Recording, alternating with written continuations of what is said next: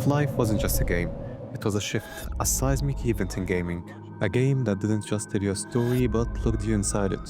No cutscenes, no interruptions, just you, trapped in a secret underground lab as everything goes to hell. And it was incredible, but by the 2000s, that incredible game was looking kinda old. Clunky, blocky, the lighting was flat, the AI was weird, and the one immersive world has started to show its seams. Half-Life deserved more than that, and so a group of fans decided, well, if Valve won't remake it, we will. Now, here's the thing about ambitious fan projects. They take time, like way too much time. The Black Mesa devs was volunteers, no pay, no funding, just raw Half-Life fueled obsession. And they weren't just tweaking assets, they were rebuilding every level from the scratch. For years, the community waited. There were leaks, updates, delays, even more delays. People started to think the project was dead. And then in 2012, boom, a player version drops. Almost the entire game except Zen. And we will get to that. And it was amazing. Really amazing. The graphics way better, the voice acting redone, the AI sharper, and most importantly, the game felt like Half-Life 1, but more smoother. And it wasn't just a reskin, it was recrafted. Like these guys knew exactly what made the original game special, and they amplified it. One of the biggest fears people have with remakes is that they will mess with the original formula too much. Change something that didn't need fixing, or remove something that had charm. Black Mesa doesn't do that. It keeps everything that made Half-Life great. Its pacing, its atmosphere, the way it balances action with puzzles, and polishes it to a mirror shine. The gunplay, more satisfying, the weapons feel punchier, the enemies react more dynamically, and hit crabs are even more horrifying than before. The AI, soldiers are smarter, flanking you from grenades, reacting like actual trained killers instead of 1998 polygons pretending to be marines. The environments, more detailed, more immersive, but still faithful. Black Mesa feels like a real research facility now, not just a series of connected game levels.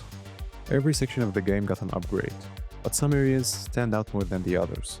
The chapter, Questionable Ethics, is one of them. In Half-Life, it was an eerie, intriguing set of labs where scientists were running horrific experiments on alien life forms. But in Black Mesa, it's a full-on ethical nightmare. The lightning is colder, the test chambers are filled with grotesque specimens, and the AI-controlled alien grunts now react in unsettling ways. It's one of those moments where the remake goes beyond nostalgia. It actually makes you feel something more than the original did. Then, there's Surface Tension, a fan-favorite chapter that got massive upgrades. In the original, it was already one of the biggest set pieces, featuring open combat against military forces in outdoor areas, but in Black Mesa, it became a full-blown war zone, and the new level design makes it feel like you are trapped in actual battle. Another highlight is Lambda Court chapter, where the scientists make their final push to send you to Zen. This section was always important. It's where Half-Life experiments reached their breaking points, but Black Mesa makes it more cinematic and more desperate. You feel the weight of every decision, the tension of every firelight. The teleportation sequence in particular is stunning, as the visual effects and sound design make it seem like you are actually tearing through space. And it's all done with respect for the original. They didn't add any unnecessary story changes, they didn't rewrite major plot points, and they didn't dump anything down. This was Half-Life 1, but better. But there was still Zen. If you played Half-Life 1 before, you know what happens. You survive Black Mesa, you fight through soldiers, and then you go to Zen. And for a lot of people, Zen sucked. It was short, weirdly designed, and built rushed compared to the rest of the game. It went from intense grounded sci-fi horror to a floaty platforming in a weird alien void. It wasn't bad, exactly, but it wasn't good. So the Black Mesa team had a choice. They could just remake Zen exactly how it was, keep it short, keep it simple, or they could fix it. And fix it, they did. 7 more years. That's how long it took them to finish Zen. 7 years of tweaking, rebuilding, and redesigning. That's even longer than the entire development of Half-Life 2.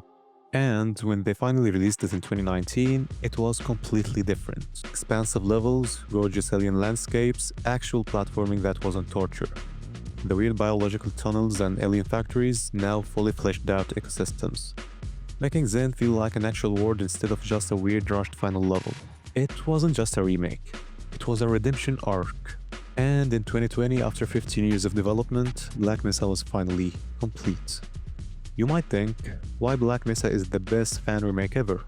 There are a lot of remakes out there. Some are official like Demon's Souls or Resident Evil 4, and some are fan projects like Oblivion or Dark Souls Nightfall. But Black Mesa is different. It's a fan remake that became the definitive version. The difference between Black Mesa and the most remakes is the sheer level of passion behind it. This wasn't a cash grab or a nostalgia-fueled asset swap, it was a project made by people who understood why the original Half-Life was so beloved. Every corridor, every enemy encounter, every scripted moment was rebuilt with care. It wasn't just about improving graphics, it was about enhancing the experience without losing what made it special. And believe me, that dedication is rare. Many official remakes, even the great ones, are limited by time constraints, budget concerns, and corporate oversight. Black Mesa was fueled by pure love for the source material, allowing it to go beyond what any publisher might have approved. It's the one Valve themselves sell on Steam. Yep, that's right. Valve, a company known for shutting down fan projects, Portal RTX mod, gave this one a green light. But the weird part, the Black Mesa team never got hired by Valve. You would think after making something this good, Valve would have scooped them up. But actually no, they just let them release it officially and that was that. Maybe that's better because Black Mesa isn't Valve's vision, it's what happens when fans take something they love and push it beyond what anyone thought possible. It's a love letter to Half-Life, a project built on pure passion, and proof that sometimes the best remakes aren't made by studios. They are made by people who just really love the game. And that's why, after all these years, Black Mesa is still one of the best remakes ever made. If you made it this far into the video, I want to thank you so much, and I want to give a special thanks to Dehydrated Water for the first comment on my channel, and I will make sure to make the upcoming videos much longer. I will do my best. See ya!